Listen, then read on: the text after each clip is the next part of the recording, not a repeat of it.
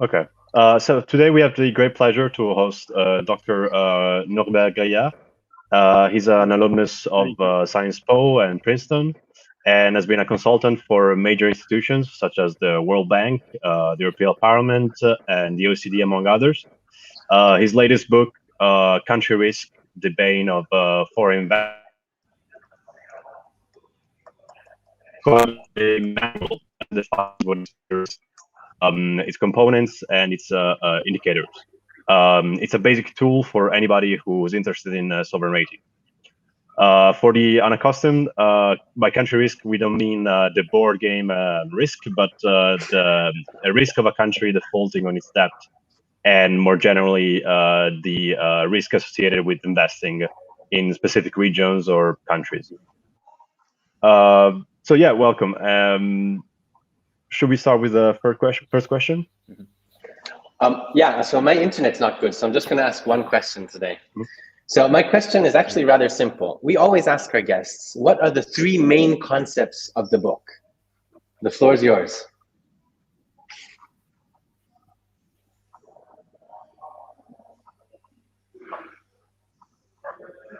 Yes, Um, I think I can identify three main topics, three main concepts in the book. The first one, of course, is country risk, and I think I have made a big effort to define country risk because we talk a lot about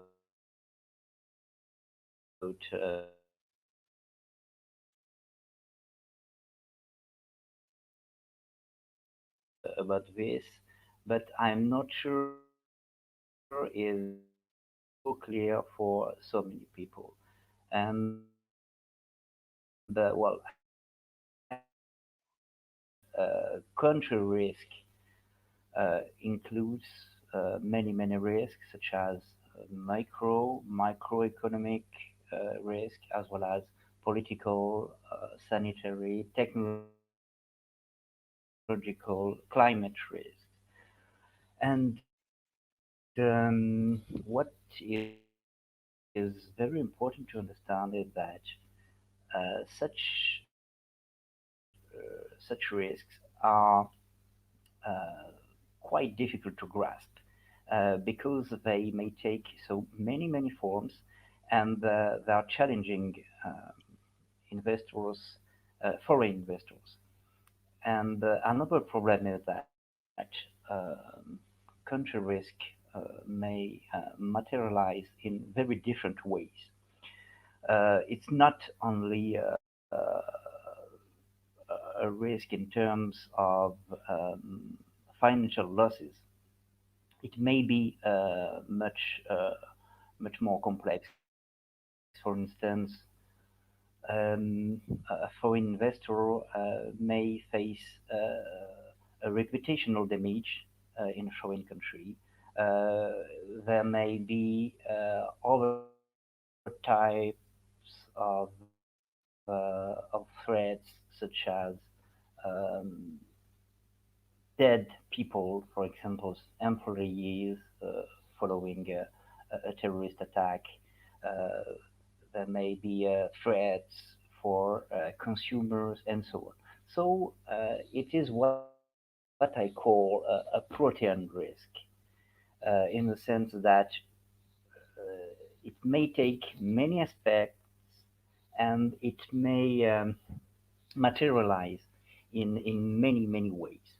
And I think perhaps one of the contribution of the book, and especially it is well, in chapter two, I show how country risk evolved decades after decades.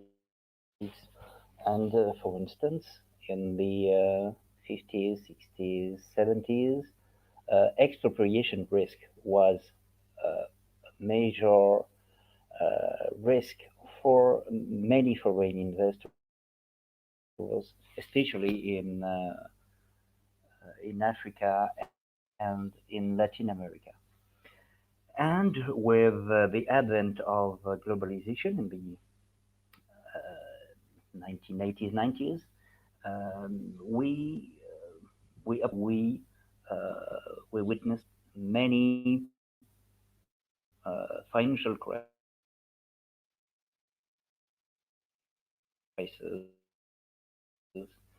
and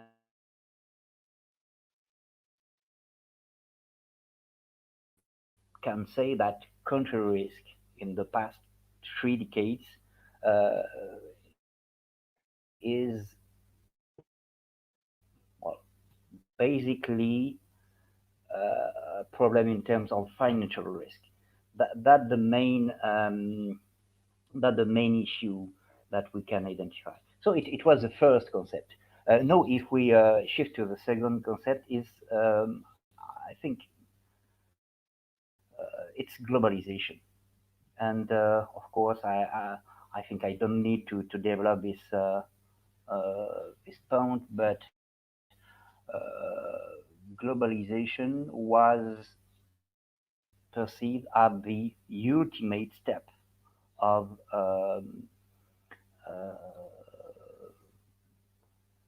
I would say the economic development of the world, and like to develop a third concept, which is post-globalization. Post-globalization is something I developed in a research article last year, and I would define post-globalization as a sort of world where economic, financial, technological dependence is still very high and quite comparable with what we can observe today. But it involves only countries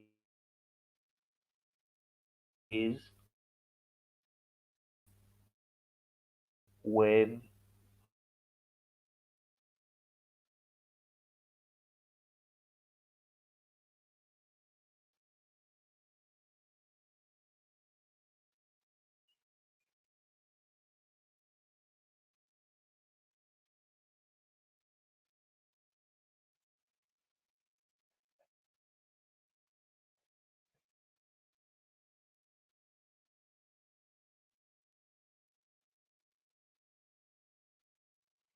I think we lost you. The third. Yeah, I think we lost you. You have to unmute yourself. There's a button with a mute on it. You have to unmute yourself. Yeah.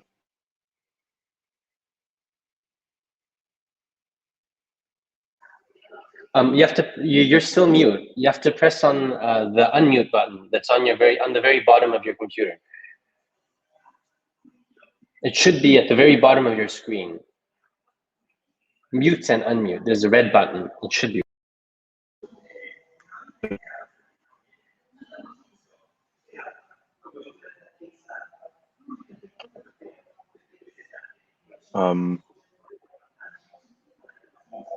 Yeah, I think it's the microphone. There we go. Symbol. Yeah, there you go. It's okay. Yeah. Yeah, perfect. Yeah. So yeah. I think that one of the biggest issue for the next years and for the coming decade is the fact that we have to take into account the fact that some emerging countries and even some advanced economies are diverging in terms of strategic and geopolitical goals, and that's the reason why I have pushed this concept of post-globalization. It is developed at the very end of the book, but I think it is a burgeoning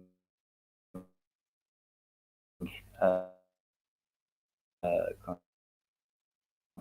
So, if to sum up, I think we have three key concepts in the book: country risk, very protean and complex concept. Next, globalization, and I think that everybody is comfortable with that. And post globalization, this new concept that I have just developed. And Uh, okay, thank you very much. The next question would be, so with COVID, we've seen that countries really had to take on greater burdens in terms of debt to, bump up government spending.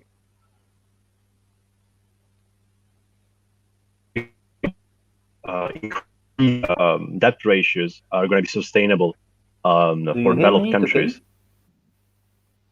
Yeah, we can hear you fine. Yes. Did you hear the question, or should I repeat it? So we told take on. Uh,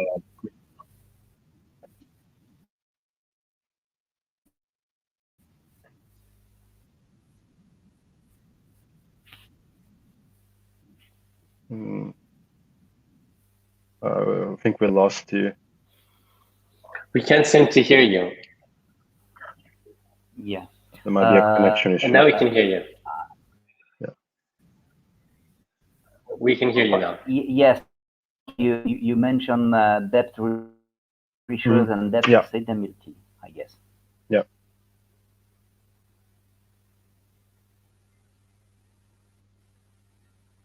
Yes.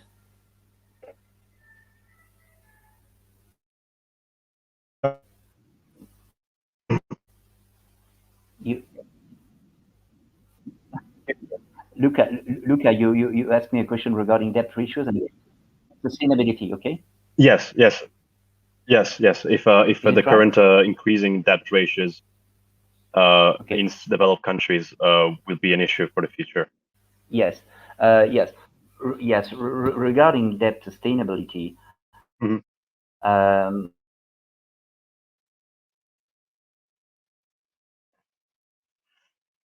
and complex issue because, as you know, there is a sort of dichotomy between industrialized countries on the one hand and emerging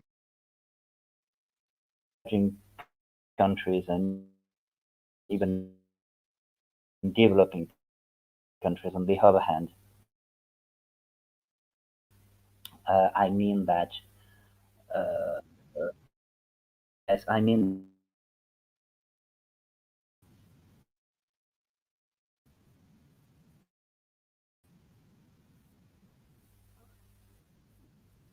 yes.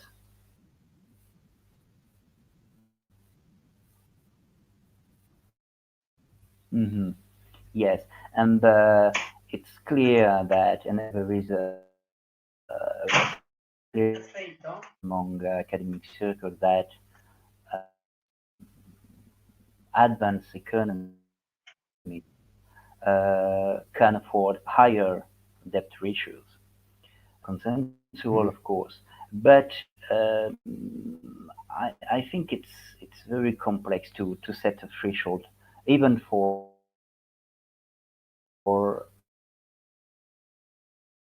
uh,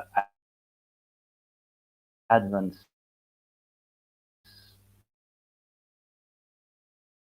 uh, economies,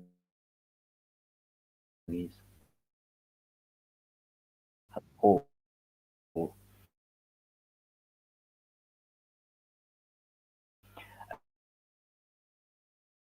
because uh, the sustainability uh,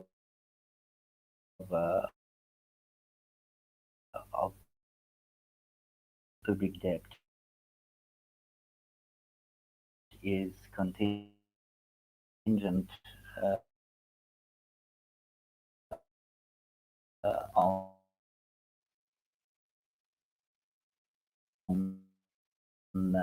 many factors: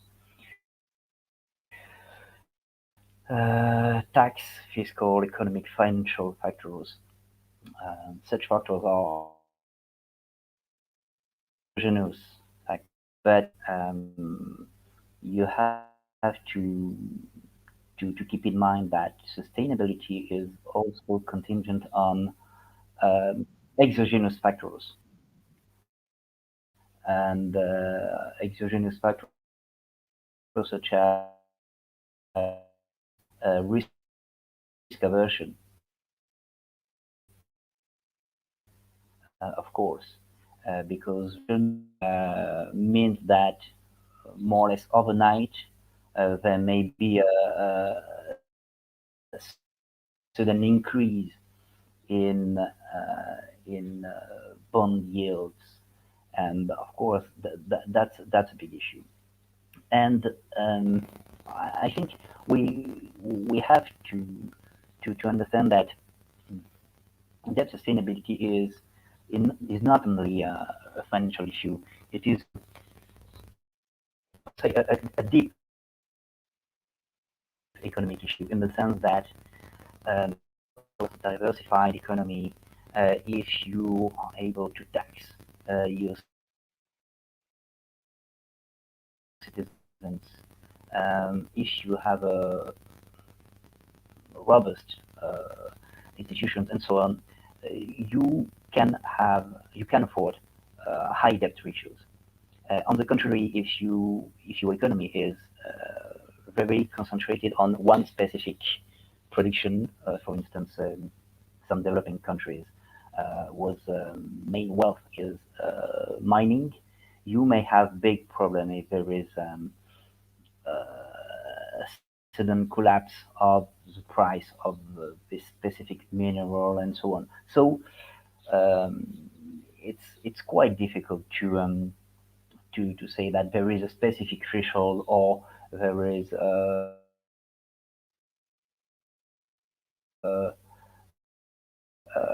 clear zone where we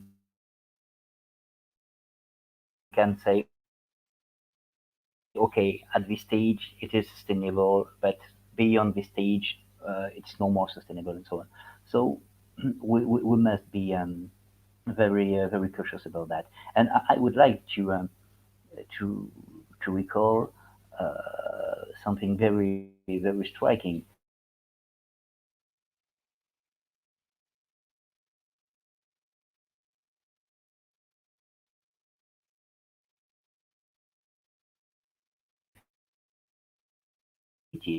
So well, exactly 40 years ago, um, Venezuela was a rich country and had quite good debt uh, metrics, especially compared to a country like South Korea. And despite that,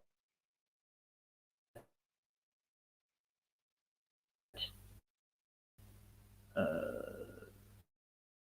Venezuela voted in 1983, Korea remained solvent. And so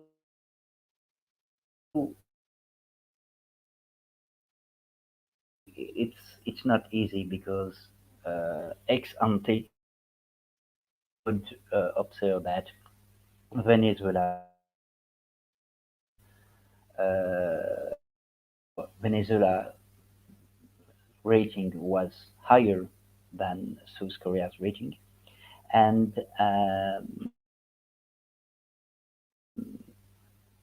many experts uh, expected that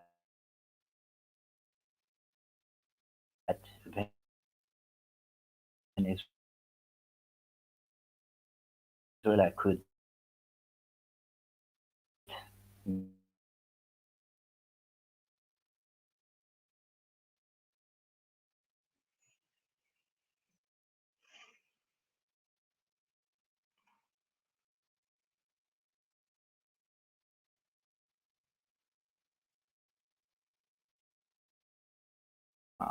I recall Venezuela was a rich country,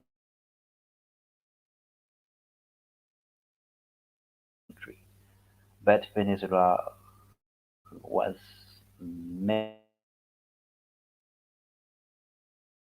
mainly was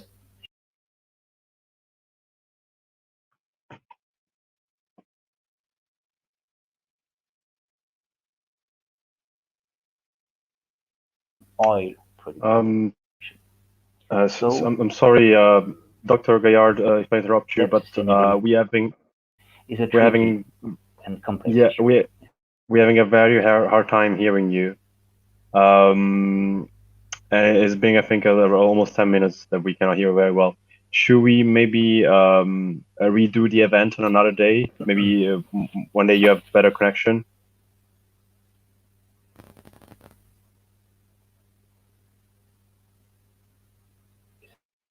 Hello? Okay. No, we really basically only hear. There is a lag. That's strange because there is a lag between. I don't understand why.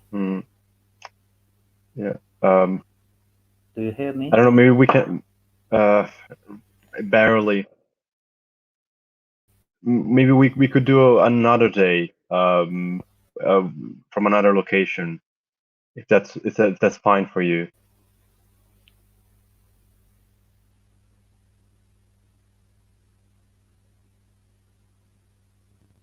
Hello?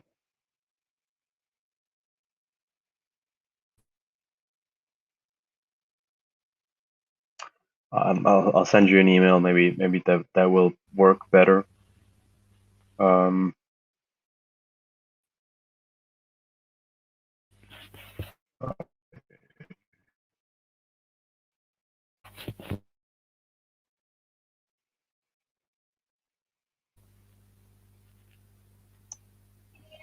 Can you hear us?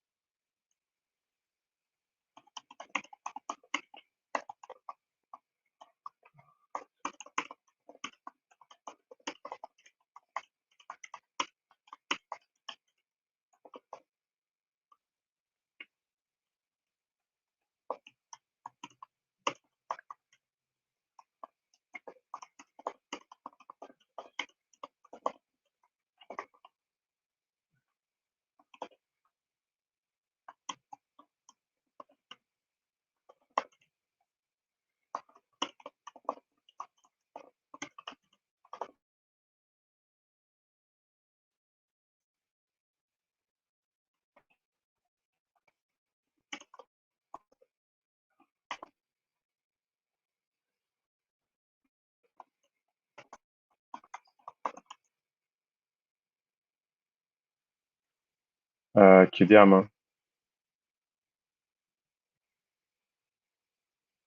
Well, sorry everyone, but we're having technical difficulties.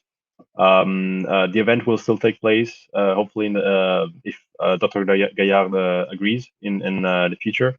So stay tuned, and thank you for coming today.